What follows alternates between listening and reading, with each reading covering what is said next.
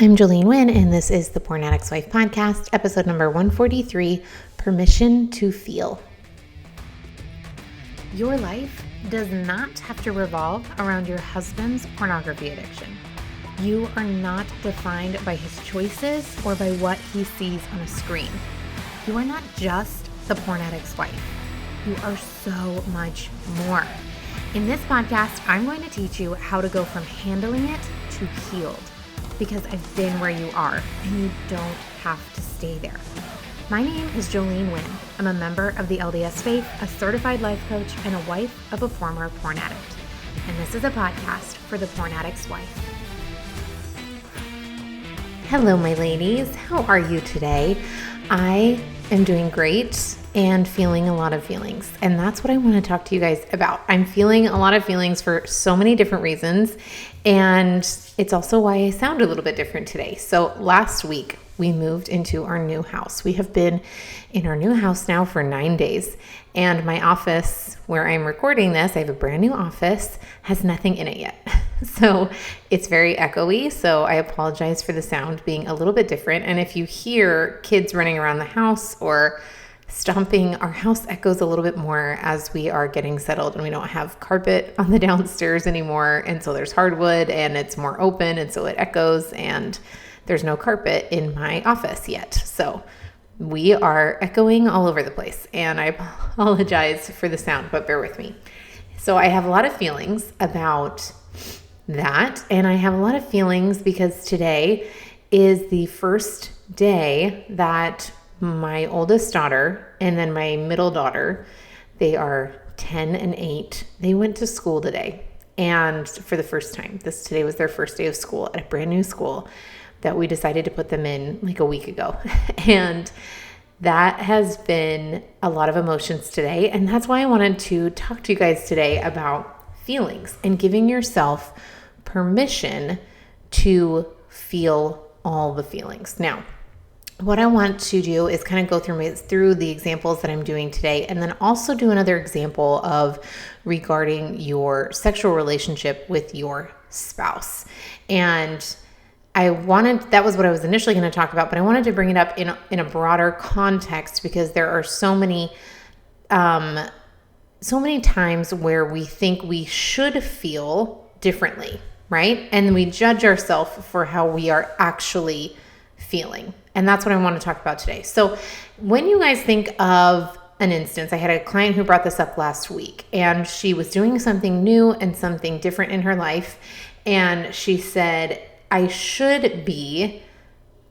not be excited. She had a lot of judgment over how she was feeling. She's like, I should not be excited because it's stupid. It's shallow. This isn't something I should get excited about. I should only get excited about different things. She was judging herself for how she was feeling. She was feeling excited about this new thing. And that can happen a lot when we have ideas, or when we have maybe even subconscious ideas of how we should feel about something. Then if our actual emotions do not align with what we think should happen or what we expected to happen, then we will think something has gone wrong and we will judge ourselves for it. And this is what happens, and that when we try to talk ourselves out of how we're feeling, right? First, we judge ourselves. That's one reaction that we have, right? Just like my client, she said, I feel excited, but I think it's stupid and it's shallow and I shouldn't be excited about it, right? So you might have an emotion that then you judge yourself for. That's one reaction that we get. And the self-judgment just isn't necessary. All it does is, add guilt and shame on top of the emotion that we're already feeling. So then we're just layering emotions rather than just experiencing the one that we're actually feeling in the first place, right? The other thing that we do is we try to talk ourselves out of how we're feeling. So if we're feeling annoyed, right? If you think, I always give this example with my clients. When my husband stress fractured his foot on vacation, I was super annoyed at him. And I tried to talk myself out of it. I felt annoyed. And yet I tried to talk myself out of it because I thought I shouldn't feel annoyed. He didn't do this on purpose. He's just as frustrated with his inability to walk as I am. I shouldn't be frustrated with him. So I was trying to talk myself out of how I was feeling rather than just giving myself permission to feel a little bit annoyed. And what happens, ladies, when we try to talk ourselves out of how we're feeling, it doesn't work because our thoughts and our feelings are two different systems. Okay? Your thoughts are not your feelings, and your feelings are not your thoughts. You cannot think your way out of how you feel. You have to feel your way through it to get to the other side. That is how you go through an emotion and get to the other side and actually overcome it, release it, let it go. We think that if we just convince ourselves mentally, if we just cognitively think our way out of our feelings, then we'll somehow overcome them, but that's never going to work. Okay?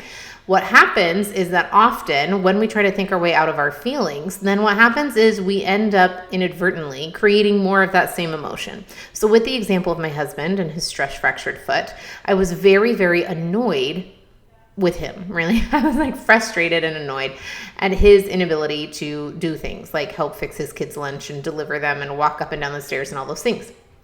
And I tried to convince myself, no, I shouldn't be annoyed. He didn't like this. He didn't do this on purpose.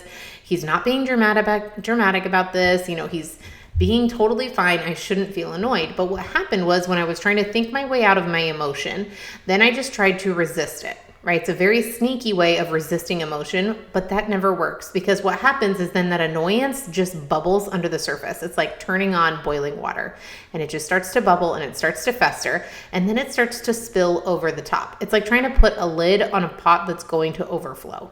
Okay? It starts to bubble. You put the lid on it first and it's totally fine, but eventually the bubbles overflow and spill all over and make this huge mess all over the stove, which is exactly what happened. Rather than just allowing myself to feel annoyed at my husband, then I just started feeling annoyed about everything else because there was so much annoyance that I was feeling that I was trying to suppress, that I was trying to ignore and talk myself out of, that it just started to overflow into other things. Then I started to get annoyed with other people and with myself and with my children and with the weather and the schedule and all of these things that I wasn't actually annoyed about in the first place. But my annoyance was just bubbling below the surface and just started to overflow because I was trying to suppress it rather than just taking the lid off and allowing myself to just feel the emotion in the moment and then it would be fine. Okay? What happens when we have this idea of how things should be, then the emotion that we feel in the moment, we often judge as wrong. Right? So let me give you the example from today. This morning, I took my girls to school. Now, this may seem crazy to all of you guys who have had kids in school forever, but this is my daughter. She's in 5th grade and my other daughter is in 2nd grade. And I have been homeschooling them for the past several years and I'm not used to them going to school. I'm used to them being home with me all day, every day. And so I am having lots of emotion. Of course, I'm very excited for them, but I'm also kind of sad. I love having my kids home with me. I love it. It is my favorite thing. And I am feeling a little bit sad and I'm feeling awesomely excited for them. I'm feeling a little nervous. Will someone make friends? Will they be able to be with someone that they know? Will they like it? I'm saying so many prayers. I'm like, God, please, hold them for me because I'm not there, right? And there are so many emotions inside me. Now, I am giving myself permission to feel all the feelings today. And I've had a lot of practice with this and I mentally prepared myself ahead of time. And this is something I actually talked to my girls about last night. I asked them how they were feeling and I gave them permission. I actually wrote little notes in their lunch boxes and I said, remember, it's okay to feel all the feelings today. Because sometimes we think, the first day of school should be exciting, right? And if we have a thought like that, then if we feel anything other than excitement, then our brain thinks something has gone wrong. And what we'll try to do is we'll try to resist it and say, no, I shouldn't feel nervous. I should just be excited. But then that nervousness doesn't go anywhere. It just then boils over, right? Are you guys with me? So what I'm saying is when you have an experience, what I want to offer, ladies, is that you give yourself permission to feel whatever it is that comes up. And that's one of the best thoughts that I use. I say, I'm not going to just allow, I don't know how I will feel, but I'm just going to allow all of it. And I don't judge it. And I just say, it's totally fine. If I feel nervous, if I feel excited, I feel relieved that they're gone and I'm no longer homeschooling them. I'm just going to allow myself to feel all of it and not make it mean something.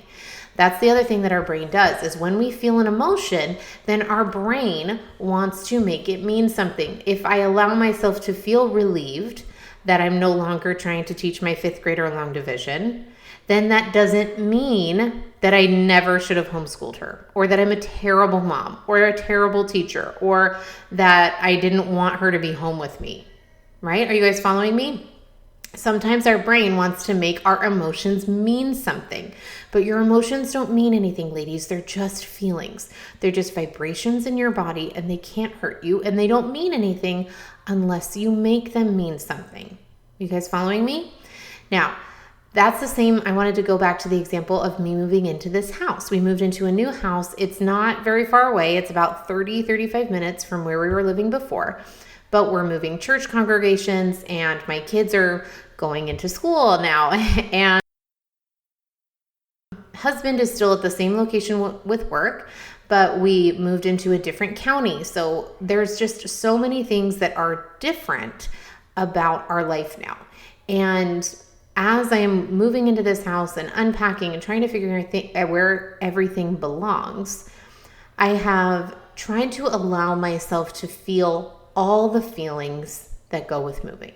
Okay, giving myself permission to feel sad, permission to feel excited, permission to feel not excited, permission to feel frustrated, permit that our crawl space is leaking water in our brand new house, permission to make mistakes in the house, permission to feel annoyed, and yet permission to feel content, right? Permission to feel all of the emotions. People would often think that, again, what our brain wants to do in anticipation of something new is it often wants to say it's either going to be positive or negative, right? Our brain often likes to stay in the all or nothing. So our brain wants to say, we're moving. This is exciting. This is going to be positive. This is going to be happy. We're going to be so great. It's so nice to move into a new house, isn't it? Blah, blah, blah. Our brain wants to prescribe it to be totally positive. Or on the flip side, you could also have it be totally negative. Your brain could say, this is going to be terrible. We have to move churches. Nobody has any friends. We have to start over. I don't even have anything for this house. Nothing fits. Nothing's the same. I don't know where the grocery store is. I have to find a new gym. I don't know how to do this. This is the worst, right? Your brain wants to do all or nothing. Now, what I want to offer, ladies, is that you instead, rather than trying to predict the future and create the all or nothing, is you just say, you know what? I'm not sure what it's going to be like. It's probably going to be positive and negative, and I'm giving myself permission to feel however I feel about it without making it mean anything. Okay? If I feel negative, it doesn't mean that we shouldn't have moved. If I feel positive, it doesn't mean that I hated our last house, right? And I know this is a simple example, but I want you guys to think about it apply it. You guys, I can't talk today. I want you guys to apply it to whatever situation you're in, right? If you are moving, if you are changing schools, if you're going back to work, if you are making new friends, if you want to have a conversation with your husband. This is actually an example that came up in one of my coaching calls last week with a client. She's been a client for like over a year. I love her so much. And she was talking about how she wanted to talk to her boyfriend about a certain topic. She actually wanted to talk to them about their sexual relationship. And she's not happy with where their sexual relationship is. And she wants to talk to him about it. And she said, but I don't want to bring it up because here's how it's going to go, because I'm going to say this and then he's going to say that and he's not going to expect it to be like this.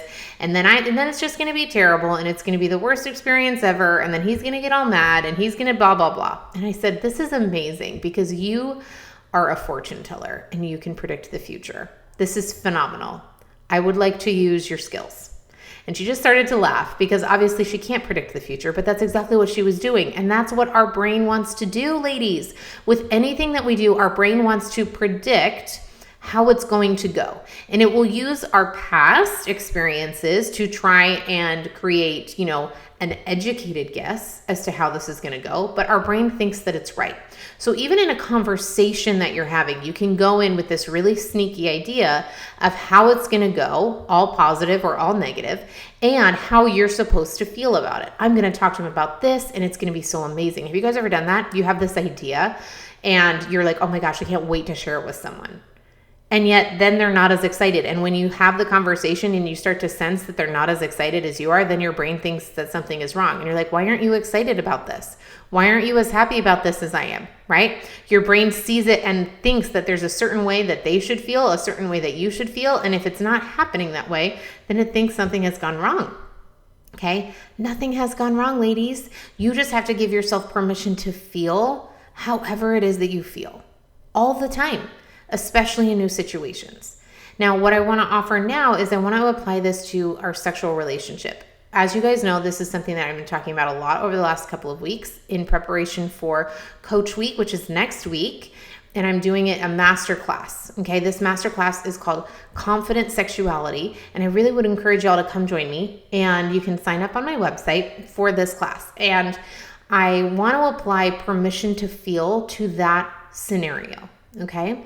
And what I was really thinking about in terms of our sexual relationship is, again, all of the judgment, all of the preconceived notions that we have on how it should be. When we are together intimately, I should feel close. I should feel connected.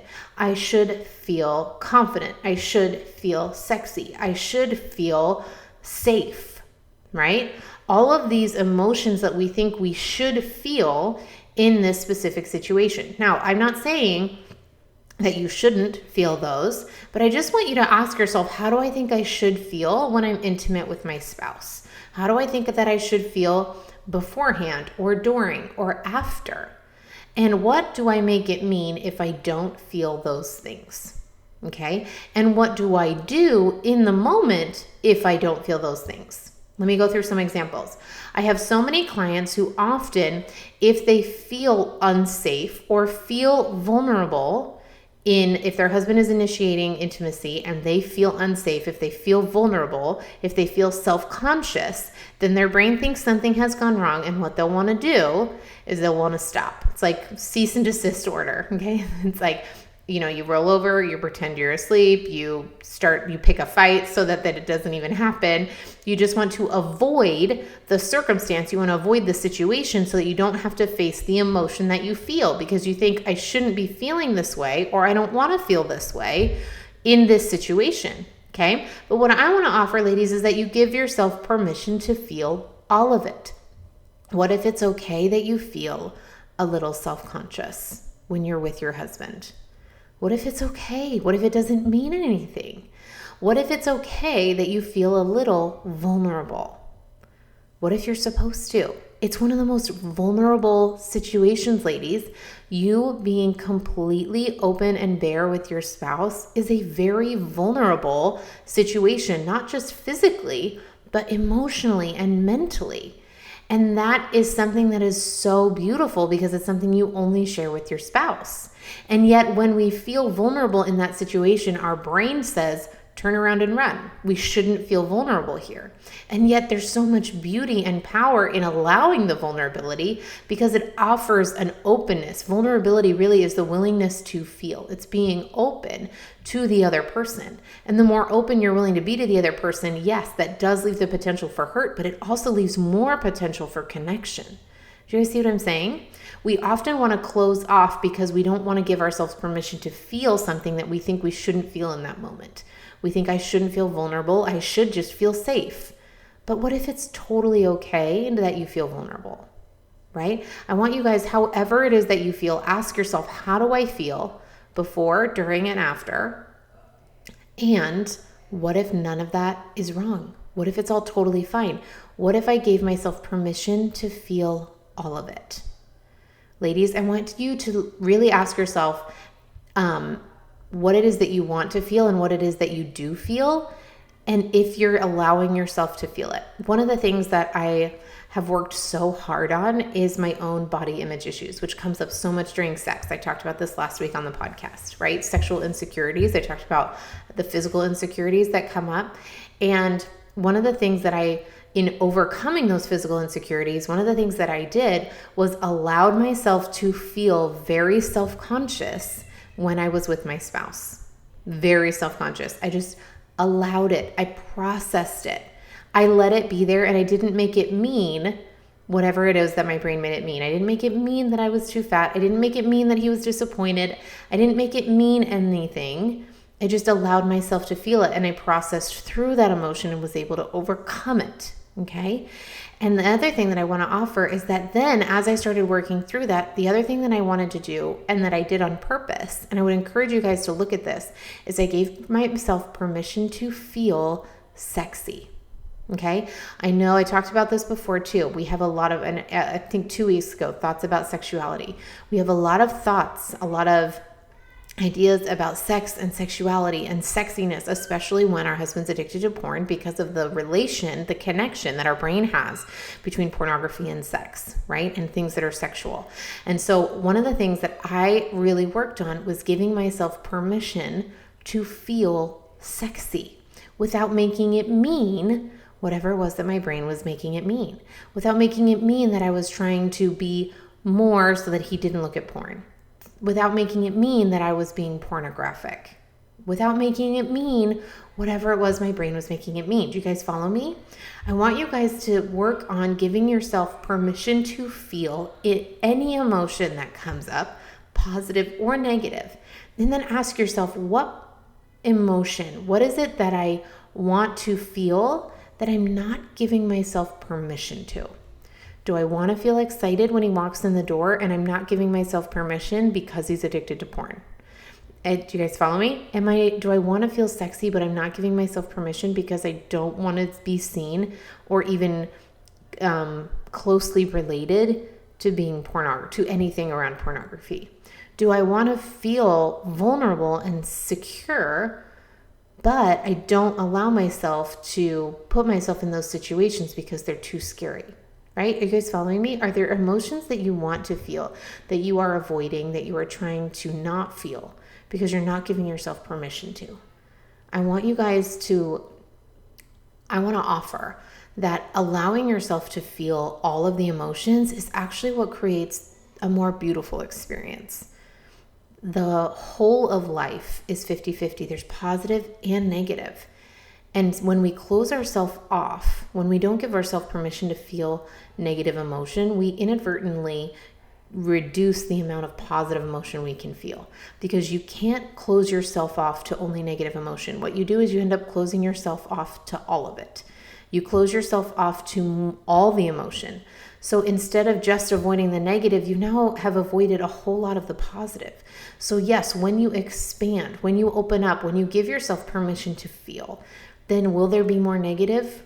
Probably, but in the same way, no, because you'll be resisting it less. And we inadvertently create more negativity in our lives trying to avoid negative emotion. So actually opening up to negative emotion makes it seem more positive. What? I know.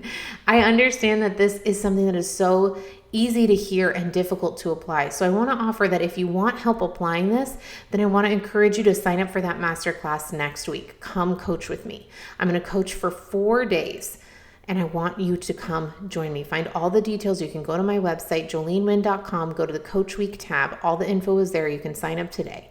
And I want to encourage you to come join me so that I can help you learn how to apply this. You can bring me the specific situation, the specific objection where you say, yeah, but I don't want to do that here. And I can help you work through it. Or you can say, I really want to do this, but I'm trying so hard and I feel like I can't. Come coach with me. I will help you work through it so that you don't have to do this by yourself. Whatever situation you're going through, ladies, I want you to give yourself permission to feel all of it. Feel all the positive, feel all the negative.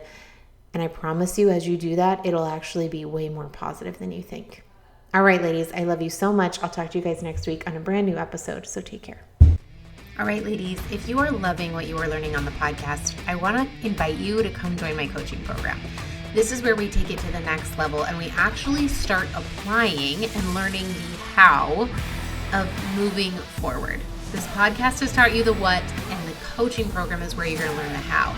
This is where you learn how to actually start moving forward, process all of that pain that you feel, and let it go once and for all.